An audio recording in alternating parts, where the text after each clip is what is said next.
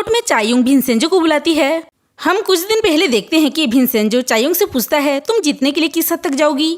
चायुंग कहती है वो जीतने के लिए कुछ भी करेगी। भिनसेंजो कहता है चलो एक नए गवाह को बुलाते हैं। चायुंग कहती है जो थे उन्हें उन्होंने रास्ते से हटा दिया, अब नए गवाह कहाँ से लाऊं।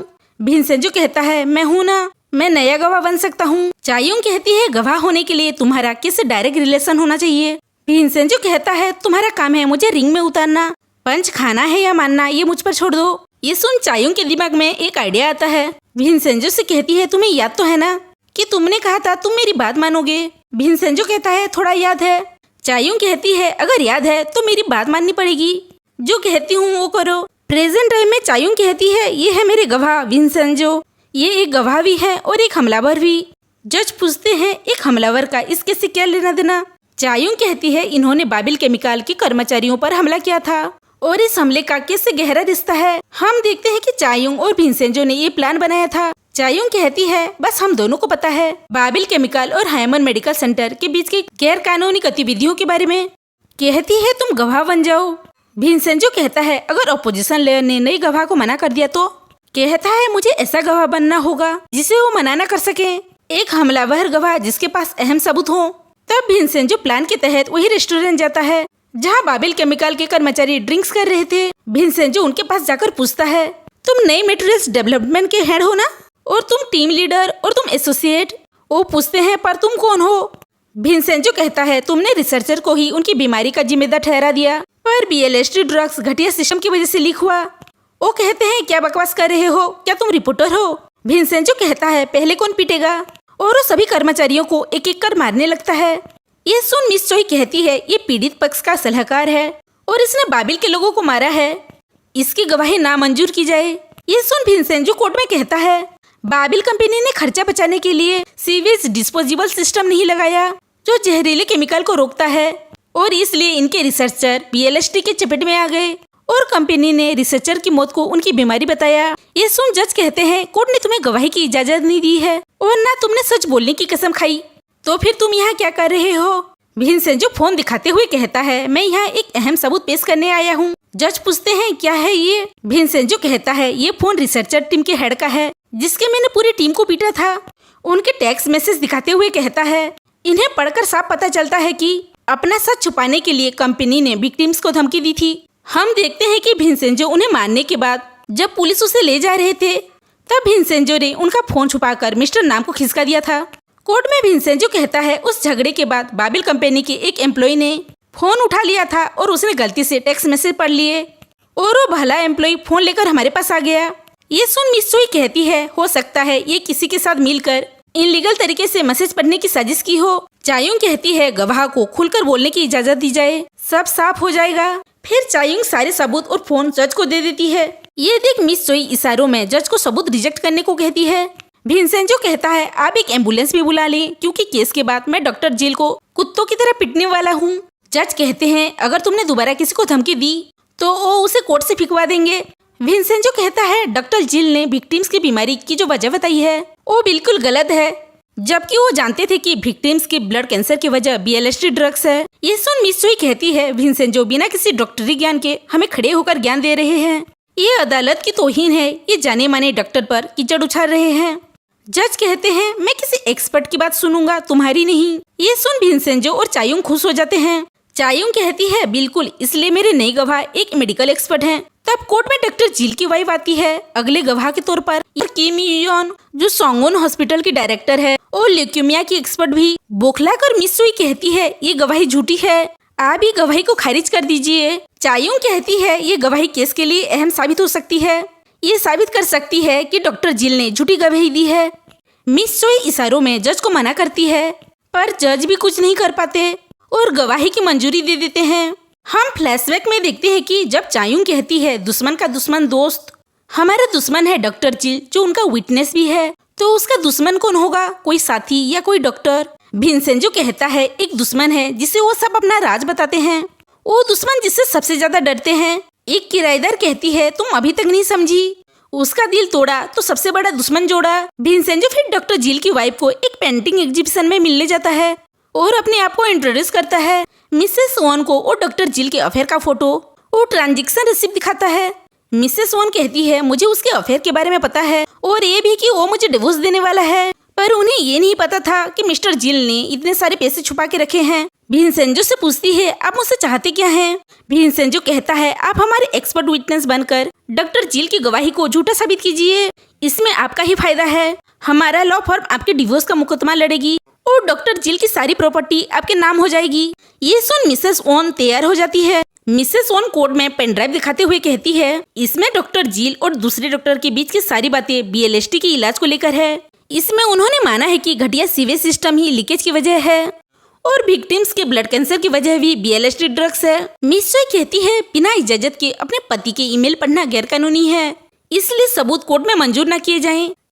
चायोंग कहती है उन्होंने किसी का ईमेल नहीं पढ़ा, दूसरे डॉक्टर ने इन्हें ईमेल भेजा था। मिसेस वॉन कहती है दूसरे डॉक्टर मेरे बहुत अच्छे दोस्त हैं, इसलिए उन्होंने सारे ईमेल मुझसे शेयर किए थे। जज कहते हैं गवाह की कही बातों और उनकी सच्चाई जानने के लिए डॉक्टर जिल को बुलाना होगा ताकि पता चल सके उनकी गवाही सच्ची है या झूठी। तब डॉक्टर जिल भी कोर्ट आ जाते हैं और अपने पत्नी से पूछते हैं कि वो ऐसा क्यों कर रही है। मिसेस वॉन एक ड्रग्स का पैकेट दिखाकर कहती है मिस्टर जिल ड्रग्स लेते हैं। कहती है एक डॉक्टर होकर ये ड्रग्स कैसे ले सकते हैं। चायोंग कहती है डॉक्टर जिल ड्रग्स के आदी हैं, इसलिए इनकी गवाही को मानना मुश्किल है और डॉक्टर जिल ने हमारे गवाह ली यू योंग को ड्रग्स दिया था जो अभी हॉस्पिटल में है। उसके निर्दोष होने के बाद हम उसे विटनेस के तौर पे पेश करेंगे।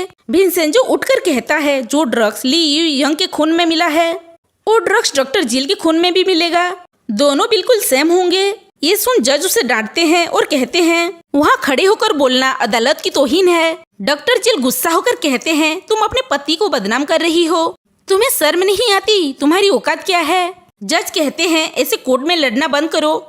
ये सुन मिसेस वॉन अपने पति को मारने लगती है और उसे गाली देती है। उन दोनों को लोग रोकने लगते हैं और ये देख विंसेंजो और चायोंग खुश हो जाते हैं क्योंकि उनका प्लान काम कर गया। यहाँ कोर्ट के बाहर हांस्यू जोन्यू से कहता है कि उसने विंसेंजो को जिम में देखा था और उसने उससे बात भी की। जोन्यू कहता है तो फिर वो समझ गया होगा कि तुम बेवकूफ हो। हांस्यू कहता है पर मैंने उसे मुंह ही नहीं लगाया। जोन्यू कहता है ये सब छोड़ो और एक प्रेस कॉन्फ्रेंस करवाओ। हांस्यू पूछता है पर क्यों।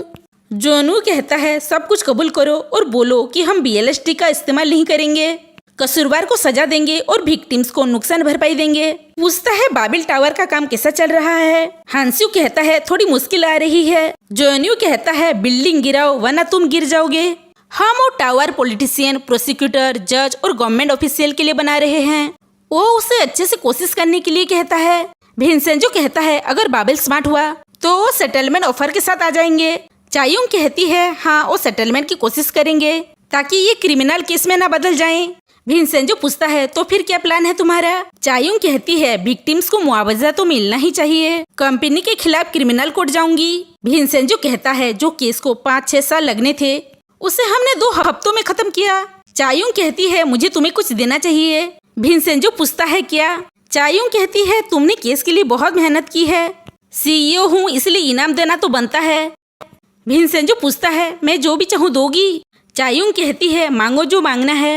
यह रास्ते पर जोन्यू गुस्से में गाड़ी चलाता है। मिस्टर हान और मिस चोई ये देख डर जाते हैं। जोन्यू कहता है तुम्हें पता है आज बाबिल का कितना नुकसान हुआ है, $707 मिलियन। पता है कार की स्पीड 200 किलोमीटर पर स्पीड है, अगर मैं कार को उछाल दूं तो पता है क्या होगा। यहाँ चायोंग विंसेंजो को सूट दिलाने के लिए एक बुटीक में लेकर आती है जहाँ विंसेंजो अपने सूट का नाप ले रहा होता है। चायोंग कहती है तुम एक ही डिजाइनर के कपड़े साल भर नहीं पहन सकते, इसमें कोई न्यू स्टाइल नहीं है। विंसेंजो कहता है जो लोग अच्छे दिखते हैं उन्हें स्टाइल मानने की जरूरत नहीं। चायोंग पूछती है तुम्हें कितने सूट चाहिए। विंसेंजो कहता है फिलहाल तो 10 से काम चला लूंगा। ये सुन चायोंग कहती है इतने सारे। विंसेंजो कहता है नहीं दिला सकती तो रहने देते हैं। चायोंग कहती है जो लेना है ले लो। जैसे ही विंसेंजो सूट ट्राई करने लगता है चायोंग को नींद आने लगती है और वो वहीं सो जाती है। फिर दोनों बाहर आते हैं। चायोंग कहती है तुमने एक ही सूट लिया, तुम खुश हो। विंसेंजो कहता है हाँ मेरे लिए ये काफी है और सूट के लिए थैंक्स कहता है। चायोंग उसे एक और गिफ्ट बॉक्स देती है जिसमें कि एक पेन था। कहती है ये हमारे पार्टनरशिप की खुशी में मेरी तरफ से गिफ्ट है। विंसेंजो कहता है ये इतना अच्छा नहीं है पर शुक्रिया। चायोंग कहती है तुम कभी खुश भी होते हो क्या, नहीं चाहिए तो वापस करो। पर विंसेंजो उसे वापस नहीं करता। यहाँ जोन्यू मिस्टर हान और मिस चोई को एक खुले मैदान में लेकर आता है। कहता है अंदर बैठे रहो। खुद बाहर आकर एक गोल्फ स्टिक निकालने लगता है। मिस्टर हान कहते हैं वो अपना बेस्ट करेंगे। जोन्यू के हाथ में गोल्फ स्टिक देखकर वो डर के मारे विंडो बंद कर देते हैं। जोन्यू गुस्से में कार का फ्रंट मिरर तोड़ देता है और दोनों को बाहर आने को कहता है। जिंदगी में 2 बार मैं कभी नहीं हारा हूँ। पूछता है क्या है ये सब। मिस्टर हान कहते हैं हमें ख्याल ही नहीं आया कि वो डॉक्टर जिल की वाइफ तक पहुँच जाएंगे। मिस चोई कहती है गलती मेरी है, अपनी दुश्मन की ताकत को मैंने कम समझा। जोन्यू कहता है दुश्मन को समझ पाना वजह नहीं है, तुम्हारे तरीके ही पुराने हैं, तुम्हारे पास क्रिएटिविटी है ही नहीं। मिस्टर हान कहते हैं आज से वो नए तरीके से काम करेंगे। जोन्यू कहता है क्रिएटिविटी इंसान लेकर पैदा होता है, विंसेंजो की तरह। मिस चोई पूछती है सर आपको विंसेंजो के बारे में क्या क्या पता है, मैं जानना चाहती हूँ। जोन्यू कहता है विंसेंजो एक परफेक्ट लॉयर है, कभी किसी के भी हाथ नहीं आता है। वो कहता है पहले चायुंग से निपटो, जो कुछ भी उसके पास है छीन लो, पैसा लाइसेंस सब कुछ, और विंसेंजो को मैं संभाल लूंगा। नामडोंग ऑफिस भी खरीद लूंगा तुम सबके लिए। मिस चोई कहती है ये सब आप मुझ पर छोड़ दीजिए। जोन्यू पूछता है ये सब तुमसे हो पाएगा। मिस चोई कहती है गलती सुधारने का एक और मौका दीजिए। जोन्यू कहता है मौका उन्हें दिया जाता है जो उसके लायक होते हैं। मिस चोई कहती है मैं खुद को इस मौके के लायक साबित करूंगी। जोन्यू कहता है तुम्हारे पास बस 3 दिन है। लॉ फर्म में मिस चोई अपने जूनियर को डांट रही होती है कि इसमें ठीक से काम न करने के लिए। कहती है जो भी काम कर रहे हो छोड़ दो, मुझे चायुंग की एक एक खबर चाहिए, उसकी कॉल हिस्ट्री, वो कहाँ जाती है, वो कहाँ आती है, सब कुछ। फिर वो किसी को फोन करती है। यहाँ हॉस्पिटल में ली यू योंग को होश आता है और सभी उससे मिलने जाते हैं। यू योंग सभी को उसकी मदद के लिए थैंक्स कहता है। सभी लोग किस जीतने की वजह से खुश होते हैं। ये देख मिस्टर हान सोचते हैं इस अकेले ने इतनी बड़ी कंपनी को हरा दिया, समझ नहीं आता किस मिट्टी का बना है, ये तो कुछ भी कर सकता है। विंसेंजो कहता है क्यों ना कल एक मीटिंग रखी जाए, ये मीटिंग प्लाजा को लेकर है, जो मुझे बताना है वो सुनकर आप सब खुश हो जाएंगे। सभी किराएदार ये सुन मायूस हो जाते हैं। चायुंग कहती है ये गुड न्यूज है, पर आप सब दुखी क्यों हैं? किराएदार कहते हैं वो खुश हैं। विंसेंजो कहता है तो फिर कल 11 बजे मिलते हैं। ये सुन किराएदार ना आने का बहाना बनाने लगते हैं। तब विंसेंजो को इन्वेस्टमेंट लीडर का फोन आता है और वो उससे मिलने जाता है। लीडर कहता है मुझसे जो हो सकता था वो मैंने किया, पर मैं अब बिल्डिंग को टूटने से नहीं बचा सकता। विंसेंजो कहता है बचाना तो पड़ेगा। लीडर कहता है इस बार खुद चेयरमैन ने ऑर्डर दिया है, अगर 1 हफ्ते में मैंने बिल्डिंग नहीं तोड़ी तो वो मुझे नौकरी से निकाल देगा और खुद बिल्डिंग तोड़ेगा। फिर विंसेंजो को मिस्टर चू का कॉल आता है। मिस्टर चू कहते हैं मैंने एक आर्किटेक्ट से बात की है, वो कह रहा है उस बिल्डिंग से सोना निकाला जा सकता है, कम से कम तोड़फोड़ करके। मिस्टर चू कहते हैं मैंने उसे आज ही कोरिया बुलाया है। यहाँ मिस्टर हान और मिस चोई सीनियर चीफ प्रोसिक्यूटर से मिलने गए थे।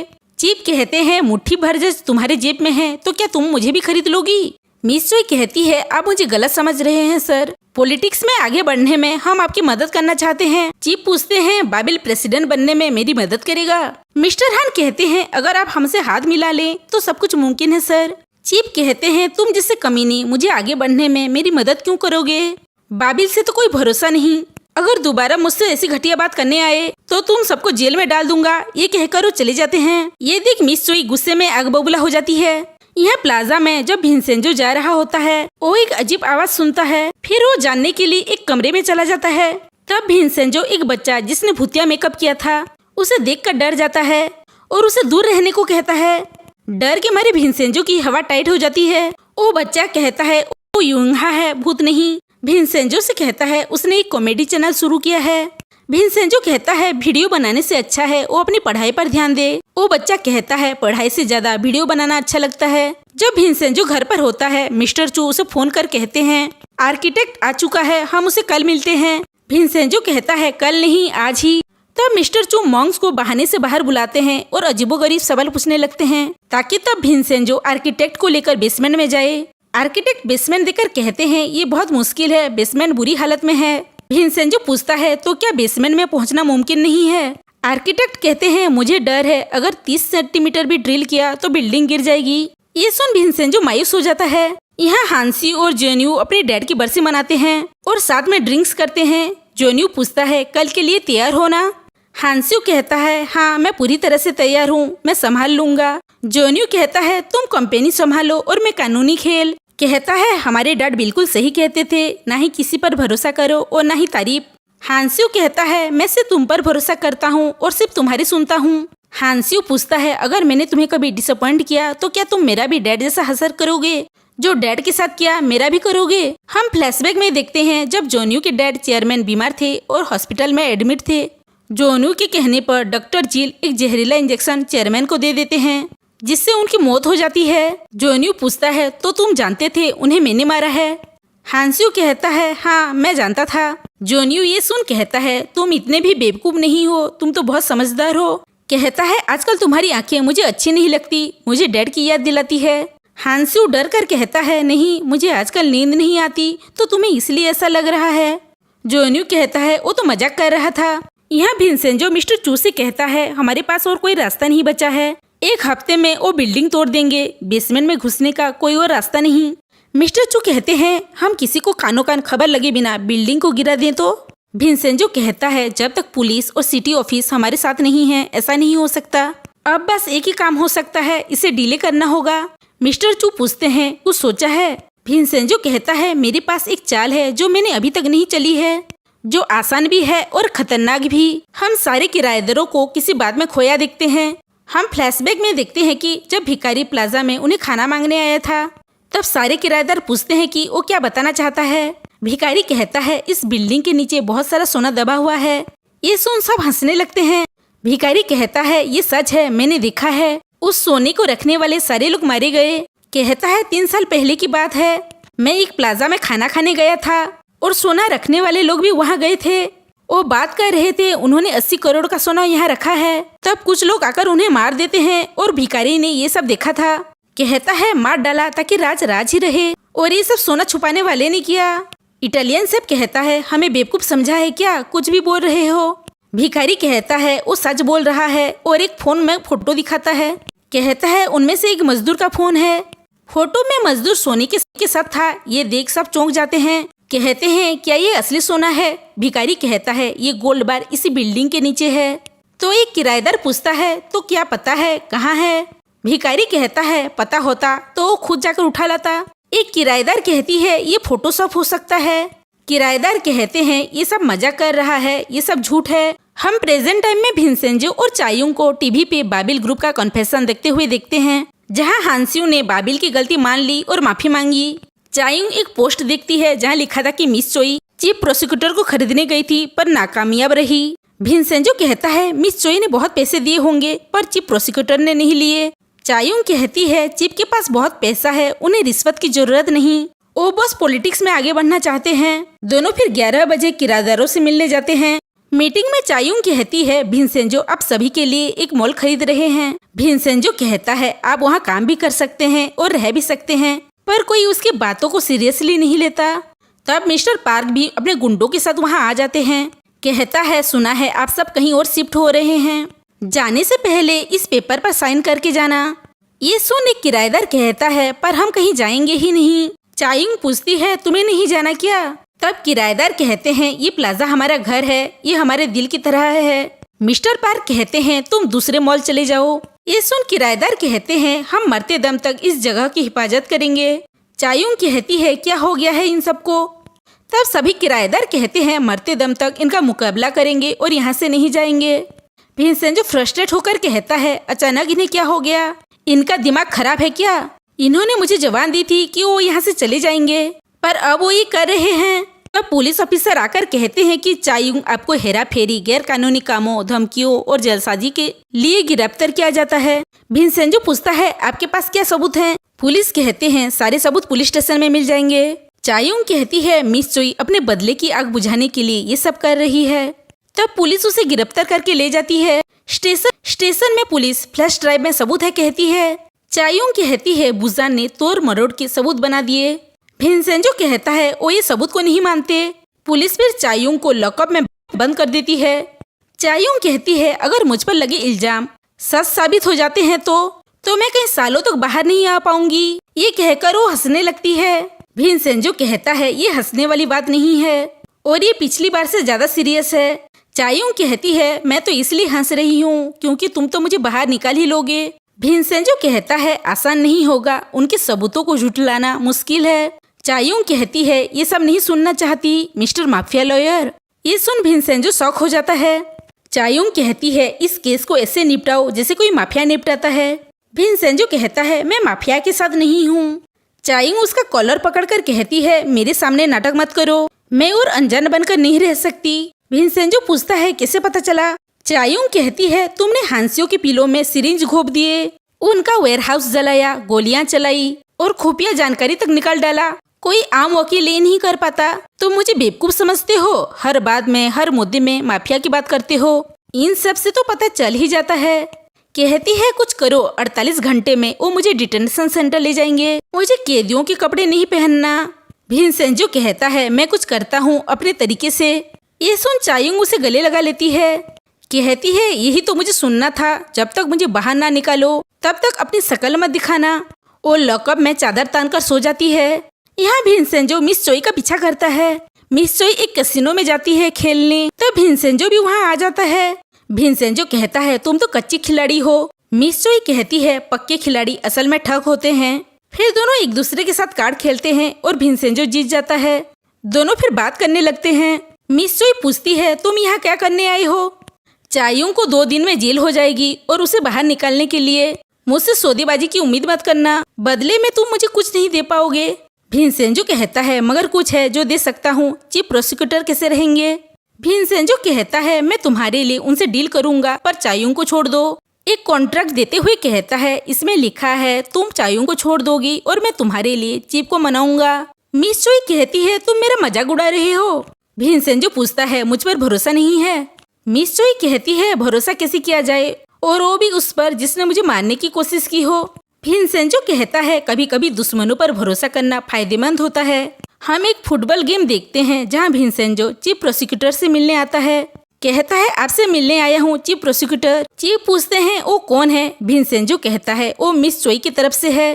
चीफ उसे जाने को कहते हैं। भिनसेंजो कहता है अगर आपने मिस चोई का ऑफर मान लिया तो मैं आपको वो चीज दे सकता हूँ जो आपकी जिंदगी बदल सकती है। चीफ पूछते हैं ऐसा कौन सी चीज बदलेगी मेरी जिंदगी में। भिनसेंजो उनके बेटे की तरफ इशारा करता हुआ कहता है आपका सबसे बड़ा सपना अपने बेटे को यूरोपियन लीग में खेलते हुए देखना। मैं ये सपना सच कर सकता हूँ, और वो भी 24 घंटे में। चीफ कहते हैं तुम्हें क्या लगता है मैं यकीन कर लूंगा, पहले बताओ तुम कौन हो।